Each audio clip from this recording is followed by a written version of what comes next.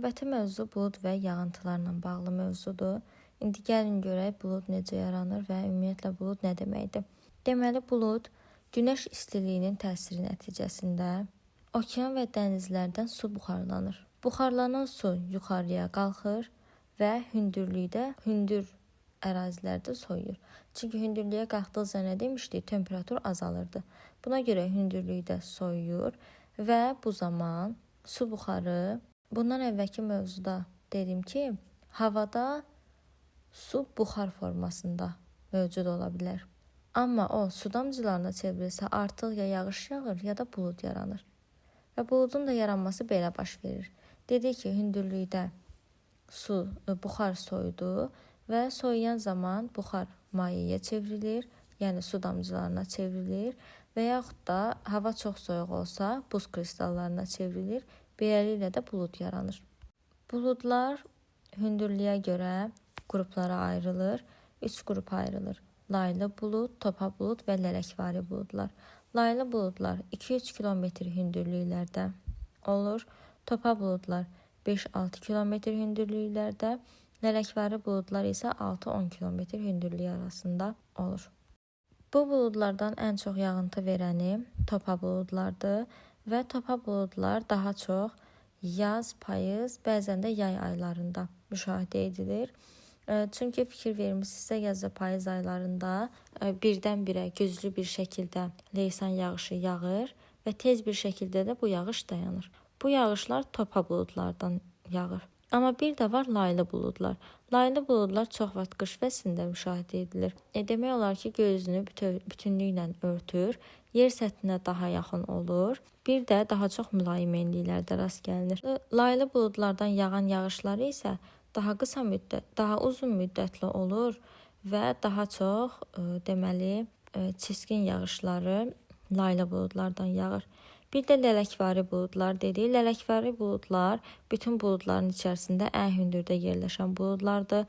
Daha çox qütb ətrafı ərazilərdə rast gəlinir və demək olar ki, onlardan yağış və yaxud da yağıntı yağır. Səmanın buludlarla örtülmə dərəcəsi buludluluq adlanır və buludluluq 10 bal və yaxud da faizlə ölçülür. 1 bal 10% hesab edilir. Bir də buludluluğu ölçən cihaza nefeskop deyilir. Yağıntılar necə yaranır? Deməli, su hövzələrindən, okeandır, göldür, çaydır, bunlardan su buxarlanır. Daha sonra buxarlanmış su, yəni buxar daha doğrusu, havada yuxarıya doğru hərəkət edir. Yəni hündürə qalxır. Hündürə qalxdıqca hava soyuduğuna görə o artıq su damcılarına çevrilir və yaxud da hava çox soyuq olanda buz kristallarına çevrilir və bulud yaranır. Və su buxarlandıqca, buxar yuxarıya qalxdıqca bu su damcıları daha da çoxalır, həm də su damlaları böyüyür.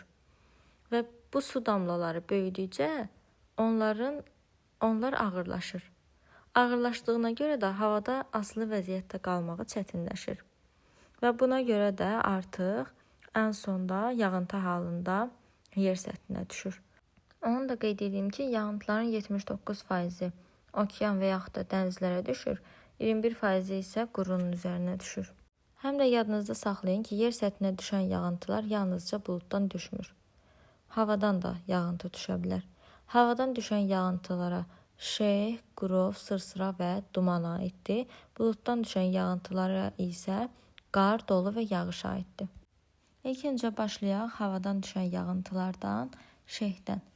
Şeh havadakı su buxarının soyuq səthinə təması nəticəsində əmələ gəlir. Və şeh yazın sonu, payızın əvvəllərində yaranır, daha doğrusu düşür. Və onu da yadınızda saxlayın ki, şehin düşməsi üçün küləksiz hava şəraiti lazımdır. Yəni küləkli hava şəraitində şeh düşə bilməz.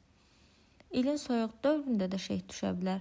Amma çox vaxt ilin soyuq dövründə düşən şeh qrovla əvəz olunur və bəzən də buna görə qışda düşən şehə qış şehi də deyilir. Elə adın çəkmişkən gəlin qrovdan da danışaq. Qrov payızın sonu, yazın əvvəllərində yaranır və şehin buz formasına çevrilmiş formasıdır.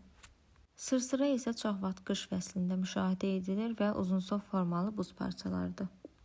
Havadan düşən yağıntılardan son olaraq dumanı başa salım sizə. Duman necə yaranır? Deməli, yer səthinə yaxın məsafədə havadakı su buxarı soyuyur və su damcılarına çevrilir. Beləliklə də duman yaranır və bu su zərrəcikləri havadan asılı vəziyyətdə qalır. Onlar çox kiçik olur. Yəni böyük su damcıları olmur, kiçik su damcıları formasında olur. Dünyanın ən dumanlı yerlərindən biri Ant dağlarıdır. Ant dağlarının yamacı boyunca yuxarı hissələrə qalxdıqca hava soyuyur və beləliklə də sıx duman yaranır. Burada yaşayan əhali, həmin ərazidə deməli səhralıq bir ərazi var. Hətta Atakama səhrası adında deyim bilin. Burada əhali şirin su problemi yaşayır və bununla mübarizə aparmaq üçün duman tutan şəbəkə yaradırlar. Həmin şəbəkələrin altında da duman deməli çən yerləşdirilir və bu şəbəkədən tutulan duman su halına çevrildikcə həmin çənə dolur.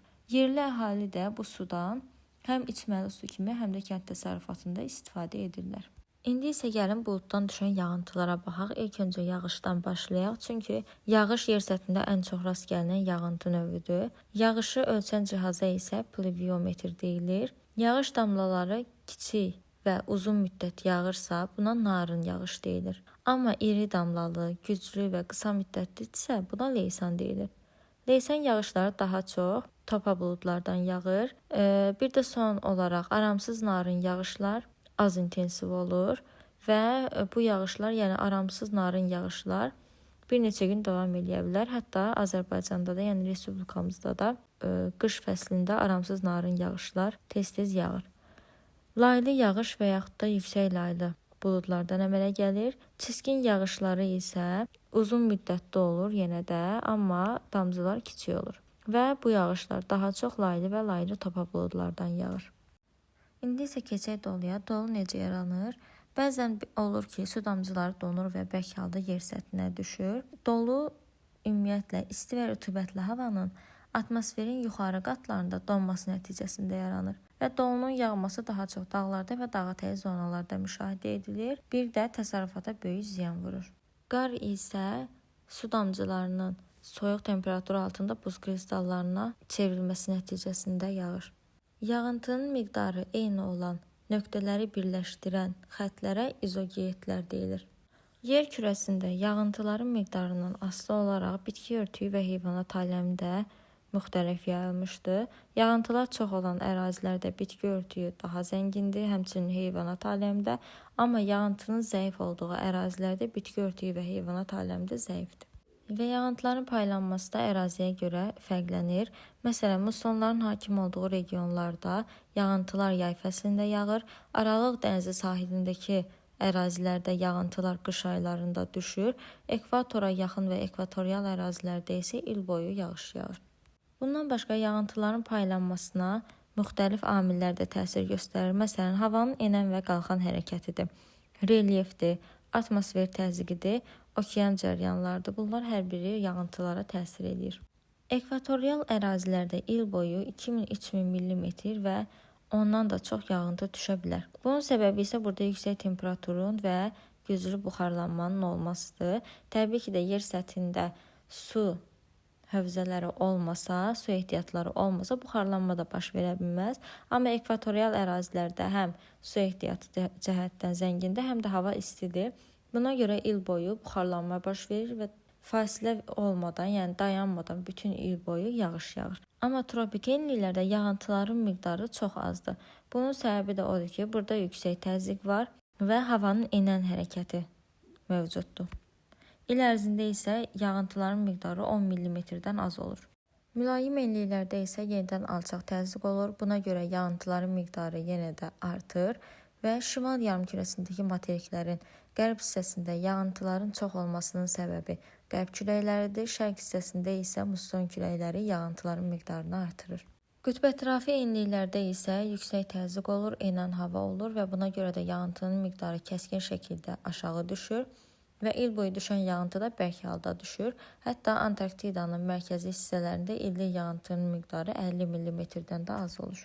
Son olaraq onu qeyd edeyim ki, yer kürəsində ən çox yağıntı hava adalarına düşür Mütləq maksimum yağıntı Himalay dağlarının cənub yamaclarına, yəni Hindistanda Çerapunji məntəqəsinə düşür. Mütləq maksimum yağıntı və onu da qeyd edeyim ki, Havay adalarında ilin 335 günü yağış yağır. Mütləq minimum yağıntı isə Atakama səhrasına düşür.